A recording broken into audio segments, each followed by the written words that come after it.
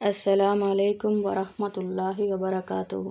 December 25 రోజు Christmas వస్తుంది. ఒక ముస్లింగా మీకు ఖచ్చితంగా ఈ విషయం తెలిసి ఉండాలి. హ్యాపీ క్రిస్మస్ అని చెప్పరాదు.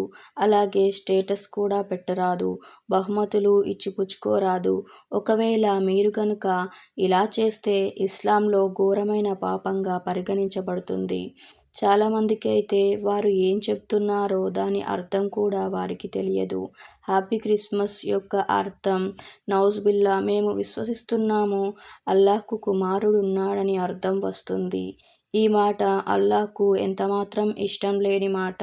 ఖురాన్లో అల్లాహ్ ఇలా తెలియజేస్తున్నాడు, దగ్గరలోనే ఈ మాట మీద ఆకాశం బద్దలైపోవచ్చు, భూమి కంపించబడుతుంది, గుట్టలు పగిలిపోయి కింద పడిపోతాయి.